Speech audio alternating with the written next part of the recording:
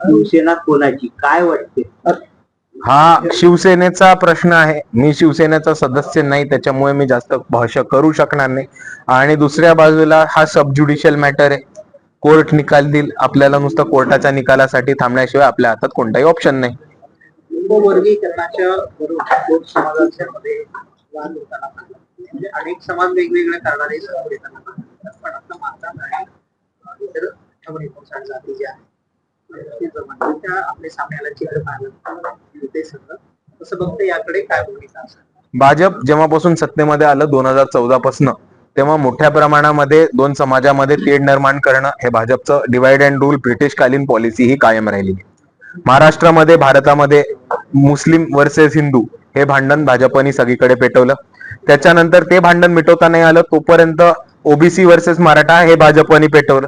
ते भांडण मिटवता नाही आलं तोपर्यंत त्यांनी मातंग वर्सेस बौद्ध आणि 18 पगड जाती ह्याच्यामध्ये एससी समाजामध्ये एक भांडण लावण्याचं काम केलेलं आहे.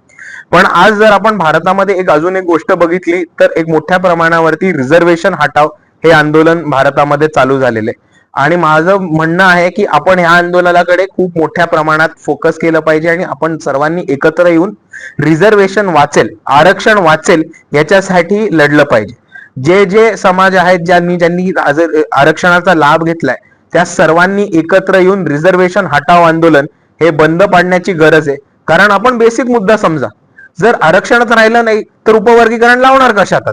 तर पहिले सगळ्यांनी एकत्र येऊन आरक्षण वाचवायची गरज आहे. दादा, राम मंदिराची चोरी झालेली आहे त्या प्रकरणावर वंचित आघाडीची काय भूमिका राहणार आहे? सगळ्यात पहिले ज्या लोकांनी 2018 मध्ये बोंबलून सांगितलेलं की चौकीदारी चोर आहे ते बरोबर होते असं मी म्हणेन. आणि ज्या नरेंद्र मोदींनी स्टेटस लावलं होतं की मे भी चौकीदार, ते कुठले चौकीदारी करत होती हे त्यांनी आज सांगायला पाहिजे. दुसऱ्या बाजूला मी हेच म्हणेन की आज हिंदू समाजाने मोठ्या प्रमाणात भाजपचा छुपा अजेंडा बघितला पाहिजे. भाजप हा हिंदू विरोधी पक्ष आहे कारण तो माणुसकीच्या विरोधातला पक्ष आहे. मोठ्या प्रमाणामध्ये राम मंदिरचा इश्यू हा गेल्या 20 वर्ष भारताच्या राजकारणामध्ये ज्वलंत ठेवून त्यांनी मोठ्या प्रमाणात हे मंदिर बांधलं, त्याचा भव्य दिव्य सोहळाही केला. आणि जर ते सोहळ्याच्या 2 वर्षाच्या आतमध्ये त्या मंदिराच्या तिजोरीमधनं चोरी होत असेल तर नेमकं भाजप करतंय काय हा प्रश्न सर्वांनी उपस्थित केला पाहिजे. योगी आदित्यनाथ सीएम आहेत, नरेंद्र मोदी पीएम आहेत, यांनी ह्याच्यावरती कारवाई केली पाहिजे किंवा ह्याच्याशी त्यांचा संबंध आहे की नाही हे त्यांनी उघड केली सांगितलं पाहिजे. शरद पवारांचे खासदार जे आहेत ते पंतप्रधानांना जाऊन भेटले, कसं बघता या सगळ्याकडे? कालपर्यंत ते विरोध करत होते, काय म्हणजे वेगळं ते काही? कालपर्यंत विरोध करत होते, ते कॅमेरावरती विरोध करत होते. ते 2014 पासून भाजपचंच काम करतायत हे महाराष्ट्राला माहितीये. 2014 मध्ये जेव्हा निवडणूक झाली होती तेव्हा शरद पवारांनी स्टेटमेंट दिलं होतं की भाजपला गरज पडली तर आम्ही बाहेरनं पाठिंबा देऊ, आणि त्यांनी मजबूर केलं होतं उद्धव बाळासाहेब ठाकरेंना भाजप बरोबर 2014 मध्ये युती करायला. आज आपल्यामध्ये अजितदादा पवार नाहीयेत, पण अजितदादा पवारांनीही 2019 मध्ये हे म्हटलं होतं की सकाळची शपथविधी त्यांनी फडणवीसांबरोबर ह्याच्यासाठी घेतली कारण शरद पवारांनी त्यांना पाठवलं होतं. त्याच्या पुढे आपण जाऊन बघितलं तर अर्धे शरद पवारांचे खासदार आमदार हे निवडून आलेले 2022 मध्ये जाऊन भाजपमध्ये जातात आणि भाजपची सत्ता स्थापन करायला मदत करतात. आजही मोठ्या प्रमाणात चर्चा आहे की शरद पवारांचे आमदार हे भाजपमध्ये जाण्याच्या मार्गावरती आहेत. आणि दुसऱ्या बाजूला चर्चा आहे की दोन्ही राष्ट्रवादी विलीन होऊन भाजपमध्ये जाईल की नाही ही एका बाजूला चर्चा आहे. त्याचबरोबर जे काल 8 खासदार हे भाजपला भेटायला गेले होते, हे डिलिमिटेशन बिल संदर्भात भेटायला गेले होते. जेव्हा केंद्र सरकारमध्ये डिलिमिटेशन बिल हे मोठ्या प्रमाणात अयशस्वी ठरलं तेव्हा भाजपने हे ठरवलं होतं की आपल्याला काही करून मेजॉरिटी मिळवायची.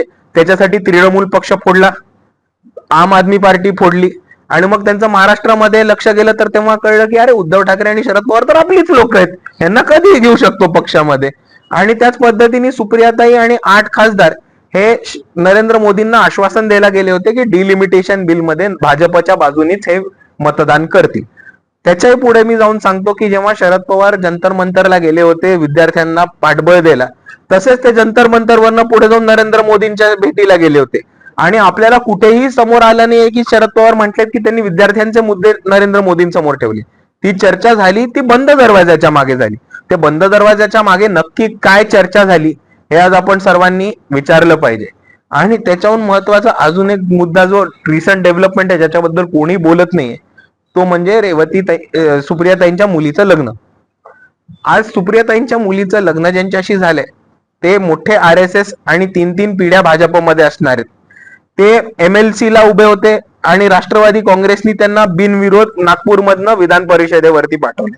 आणि एका बाजूला आयुष्यभर पुरोगामित्वाचं नाटक करायचं, राजकारण हे भाजपच्या विरुद्ध करायचं आणि शेवटच्याच टप्प्यामध्ये भाजपच्या घरामध्ये लग्न करायचं. म्हणजे सत्ता भाजपची यो किंवा राष्ट्रवादीची यो, सत्ता, पैसा आणि कारखाना हा पवारांच्याच घरी कसा राहील ह्याची पूर्ण सेटिंग केली आहे. ह्याच्यामध्ये फसलेत ते फक्त बिचारे राष्ट्रवादीचे समर्थक. अमेरिकेहून भारतात आल्यावर अभिजित दिपकेनं हातामध्ये बाबासाहेबांचा फोटो किंवा माय ऑटोग्राफी नावाचं पुस्तक आपण त्याच्यावरती भाष्य केलेलं आहे. तर आता कॉक्रोचला फार मोठं यश मिळालं आणि 12 वर्षामध्ये मोदी कुणापुढेही झुकले नव्हते, त्यांना या कॉक्रोच पुढे झुकावं लागलं अशी परिस्थिती निर्माण झाली आणि आता हे कॉक्रोच आज झारखंडमध्ये पोहोचलेले आहेत. तर याच्याकडे कसं बघता आणि त्याचं काय तुम्ही अनालिसिस जे मागच्या वेळेला केलं होतं त्याचा काय खुलासा करू इच्छिता? हे बघा, खुलासा मला काही करायची गरज नाहीये कारण मी फॅक्ट्स मांडलेले आहेत. बाबासाहेबांनी जे पुस्तक लिहिलं नाहीये ते बाबासाहेबांनी पुस्तक लिहिलं नाहीये. खोटं मटेरियल तर आपण बाबासाहेबांच्या नावाने पब्लिश करू नाही शकत, ही एक भूमिका झाली. आणि दुसऱ्या बाजूला जेव्हा हे आंदोलन व्यापक व्हायला लागलं आणि त्याच्याहून महत्वाचं जेव्हा विद्यार्थ्यांवरती अत्याचार, हाणामारी आणि दिल्ली पोलीसकडनं विद्यार्थ्यांवरती ब्रुटल अटॅक झाला तेव्हा सर्वात पहिले आवाज उठवणारे वंचित बहुजन आघाडी होती. बाळासाहेब आंबेडकर हे दिल्लीला जाऊन आले होते. आणि मग बाळासाहेब आंबेडकर जंतर मंतरला जाऊन आल्यानंतर महाराष्ट्रातल्या इतर नेत्यांची दिल्लीला जायची रांग चालू झाली. जेव्हा अभिजित दिपकेंच्या घरावरती हल्ला होईल अशी बातमी समोर आली आणि त्यांच्या घराबाहेर गोंधळ चालू झाला तेव्हा वंचित बहुजन आघाडीचे औरंगाबादचे युवा जिल्हा अध्यक्ष सतीशदादा गायकवाड हे सर्वात पहिले तिथे पोहोचले होते आणि त्यांनी ही भूमिका घेतली होती की अभिजित दिपकेंच्या आई वडिलांना कोणताही धक्काबुक्की किंवा कोणताही त्रास होणार नाही. आणि अभिजित दिपकेंच्या आई वडिलांचं बोलणं हे त्यांनी बाळासाहेब आंबेडकरांशी तिकडच्या तिकडे करून दिलं होतं. आणि त्याच्याहून महत्वाचं जेव्हा दिल्लीमध्ये लाठीचार्ज, वॉटर कॅनन्स आणि टिअर गॅसचा मोठा वापर विद्यार्थ्यांवरती केला तेव्हा महाराष्ट्र बंद करण्याचं काम हे वंचित बहुजन आघाडीने केलं होतं.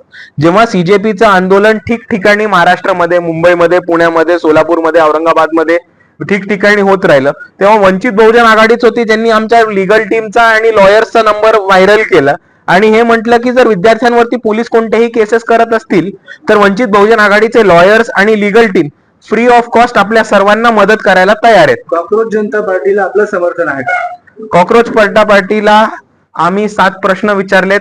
त्या 7 प्रश्नांवरती कॉक्रोच जनता पार्टीनी जर भूमिका स्पष्ट केली तर आमचं समर्थन त्यांना 100% राहील. पण त्याच्याहून महत्वाचं कॉक्रोच जनता पार्टी अजूनही म्हणते की ते आंदोलन आहेत आणि रजिस्टर्ड पार्टी नाही आणि कोणत्याही स्टुडंट लँड आंदोलनाच्या विरुद्ध वंचित कधीही जाणार नाही.